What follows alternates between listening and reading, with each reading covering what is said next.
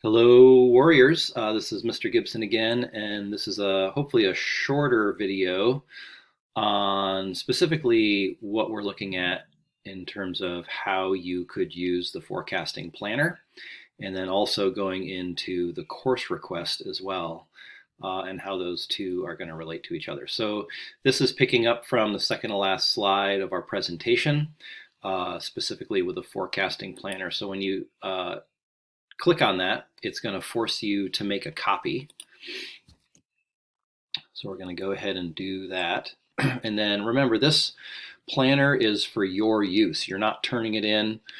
If you would like, you could rename it, and you could share it with your counselor, but it's not required. But if you would like to have a copy and to share it with us, it could be helpful in the future. But it's not necessarily. And certainly if you got the paper copy, which these were mailed out over winter break, and you should have all received them at your home, then just use the paper copy and a pencil and just use this like a worksheet at home. All right. So please read the instructions. Remember to go look at the course guide. That's going to have a lot of answers to questions about all kinds of things. Classes, yes, but also school and policy and credits and graduation requirements and things like that. IB also. Lots of info in the course guide, so please use that reference. Remember, you can go in your course history in student view as well and check your graduation status for credits and things like that. Counselors are going to be coming into your classes this week and next week, first 2 weeks in January. And remember that all of the classes that you are eligible to take next year as a sophomore are listed on page 2 of the planner.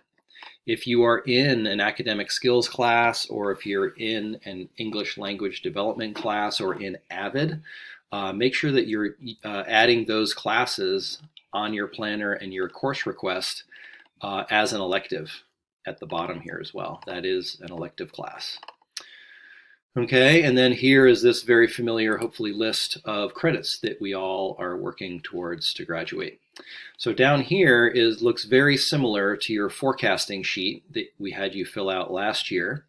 By subject, there are notes in here of things to consider as you think about forecasting for that particular subject area or that line. And some classes you'll see don't require an alternate, but some do. So an alternate is a backup, and we're going to be asking you for backup or alternate classes for all of your elective classes that are not already filled in here on the planner, like English. Everyone's going to take English. Everyone's going to get English. Everyone needs to take chemistry. Everyone's going to get a chemistry class. Same with government econ and health. All right. So what you want to do here is essentially, if you've got it at home, you just write in this box what class you want to take. If you have the electronic copy, like I'm doing right here, you can just type the class in, and you'll see that there are 2 boxes. There's 2 columns for semester 1 and semester 2, because when you go into the online course request, which we'll see in a second, you're scheduling by semester. So to schedule, for example, 1 year of sophomore English, you need to select both English 3 and English 4. So same with geometry and geometry 2. And I did up a little sample forecasting sheet here that is going to help illustrate what we're talking about. So you can write those classes in. If you can get the course code in there as well, that's great, because then you can confirm when you're doing the online course request that you're really signing up for the right class, because sometimes there are multiple classes that look the same or sound the same, but you want to make sure the code is correct. And the code ends in 1 for a first semester course, or ends in 2 for the second semester of a full year course. Okay, so you can see I just kind of went through here and started filling in the blanks. We'll see in a second. The sample student I'm going to use is in German 1-2 this year. So next year, the student is going to sign up for German 3-4. For the required health class, 1 semester. And then I need to forecast for a semester class, elective, that's going to get paired with that health. So I chose video, photo, digital journalism. You can see that for some of these, I put the course codes down. For some, I didn't. Again, this is for your use. I think in general, it is helpful to have the course code.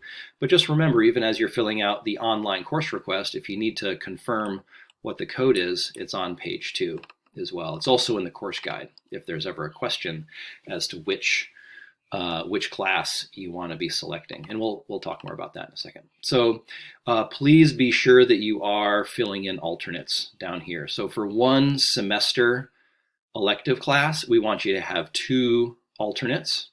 And then for these classes down here, you could sign up for a full year class, or these alternates could also be semester alternates. So you could have a class like beginning art, and another semester class like mindful studies. So all of these classes down here on the back are semester courses. So if you wanted to sign up as an alternate or backup for culinary arts, you want to do carpentry, which is a full year, it would look like that. Otherwise, you would just type in or fill in the 2 semester classes that you wanted as backups. Okay, the more alternates you give us, the more likelihood you're going to get a class that you want. If we don't have enough alternates and for some reason we can't schedule you into the classes that you want, there's going to be blanks in your schedule, and we might just need to put you in classes that we need to have students in. So you might kind of get a mystery class in the fall. There's some reasons for that. So please err on the side of putting down as many alternate options as you can. Okay, so I think that pretty much covers the planner. And so once you've completed the planner, just give it a double check. And then what you're going to do, if I go back to, oh, where am I? Over here to my student view, and I'm going to log in to my student view account, which I've pulled up my sample student. This is what it looks like when you log in to Student View and Course Request. This is the new tab that has not been on there until about a week ago, and it is now live. So you'll see there's another video. There's a tutorial here to help you fill it out as well. So that's a good one to watch in addition to this one. And so you can see that this is Harry Potter. And these are the course, so I've gone in already and selected some of these classes. You can see the selected course requests. There are 10 semesters over here. This is the department. This is the code, the course ID, course code. This is the title. This is the column that kind of makes sense.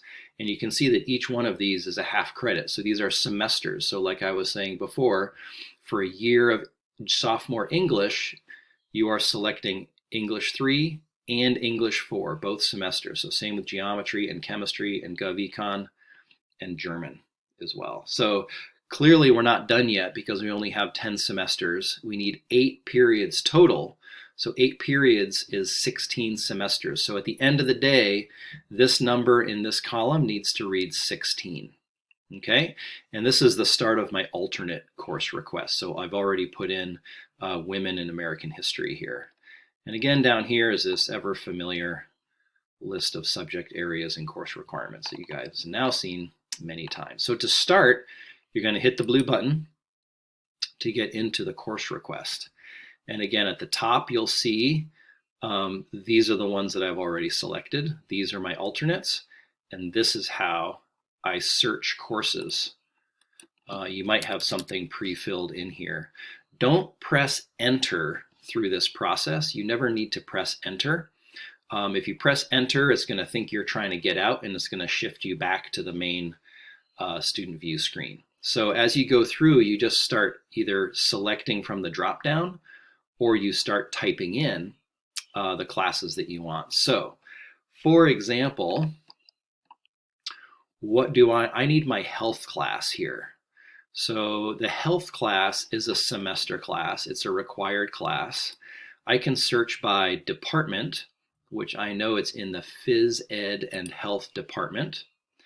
And I can see right here that right now I'm currently enrolled, because I'm a 9th grader, in Health 1 and PE. Here's Health 2. This is the class that I need to hit here, the Add Request button. And then that is going to add it up to the top here. There it is, Health 2, done. That's all there is to it. So now I need to put in the alternates. No, I need to come up with my semester class. What was my semester class? Let me go back to my handy planner here. This is what you use your planner for. So now I got health in, sorry. Now I want to forecast for video, and then we're going to put these alternates into. Let's see if I can remember if I can remember those. So I go down to my course request. I'm going to switch this back to all. And now I'm going to go over the course title, and I'm simply going to type in video. And video production comes up. And I've added that one. You can see that video shows up here at the top. This is going to be populating up here in somewhat of a mysterious order. I don't exactly know what that order is. It doesn't seem to even be by course ID number, but so you just got to go up and look for it. So we got video, and now I'm going to put in photo. And now look at photography. Now instead of, remember, this is an alternate class. This is my backup for video. So I'm not hitting request. I'm going to hit add alternate. And that's going to add it to right here to my alternate list. I just pointed at the screen. That doesn't work for you. My last one was journalism. Intro to journalism. So I'm not going to do that. I'm going to add alternate. And if for some reason you make a mistake, you go up here and there's a big remove button, and you just delete it. Pretty easy. And then, oh no, that is actually the one that I want. Okay, journalism, intro, great. So now I'm just going to keep going here. So the other classes that I want on my main course selection is, I got that, let me go back to my planner. I think I need to put in culinary arts and ethnic studies. Hope I'm not making you too dizzy here. So ethnic studies is going to show up. Those are my selection for that. And then I can just put in something like culinary arts, 1, 2, intro.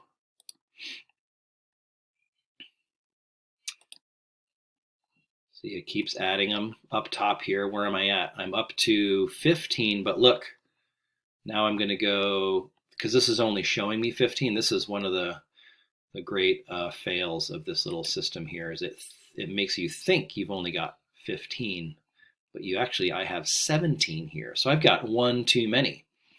What have I got extra? You're probably shouting at me right now. Which one do I need? Oh, well, this, journalism, I pushed the wrong button. Journalism I wanted as an alternate. So I just removed it. So now I've got the magic number of 16 up top here. Bam. Now I just need to add to my alternates. So that one, journal, I can just put it, oh no, see what happened? I press enter. So that'll take you back, and it's not letting you because currently only 3 alternate requests are selected. Add more. At least 8 alternate courses requests must be selected. There you go. So we got to have some more alternates in there. So that's what happens if you press enter too soon. So I am now going to add, let me go back here. So I got to go back to my course request. I'm kind of back at the beginning now. So I want to add back journalism. Don't press enter. Add alternate. Bam. Okay, and now I am going to add, I wanted history, women in American history. Yep. So for this one, I'm going to go back to social studies. And this is kind of nice. So this illustrates, this tells me what I'm currently enrolled in. So modern world history is a social studies class that I'm currently, tells me what I'm already in, which is nice. This is the class I want, women in American history. Boom, boom. So now I'm up to, no, but I did it wrong. Did you guys catch that?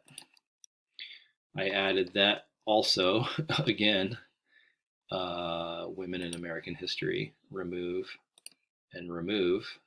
I should be back to 16 up there. So now, woo, what was that other? I need, oh, carpentry. Perfect. So I'm going to go back to carpentry. And for this guy, I'm not sure what department. Could be construction and industrial. That sounds right. Carpentry. So, I forgot.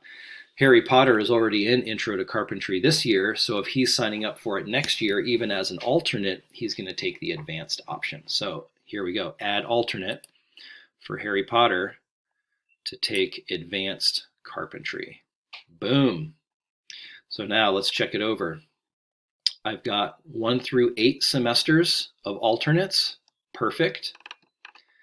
I've got 15, but wait, I'm going to hit the little 30 there, and that's going to give me all 16 semesters, which is 8 periods. I've got all the classes that I wanted to be taking. Oh, yes, German 3-4. And now, when I go click here to return to course request summary, fingers crossed, it worked. Wonderful. So I am back, and that's all you need to do. There's no submitting, there's no closing. You'll notice that this still goes back to a minimum of 15 lines, which is, or a maximum of 15. So you have to hit that 30 again to make sure you see all your classes. That's just kind of a bummer. And then you see your alternates down here. So that right there is a completed forecasting. Now, it would be great if you went back to your Canvas assignment, marked this assignment as completed, or submit it, and that's one way that we're gonna, it's gonna help us keep track of who's done the forecasting and who has not.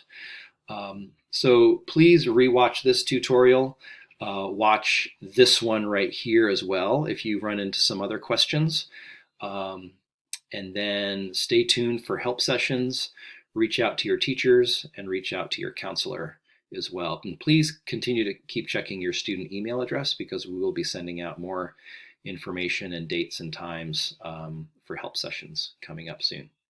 So we've tried to make this as painless and easy as possible. We know from experience, though, that this online course request thing can be a little bit of a bear. So remember to use your planner and then go to the online course request.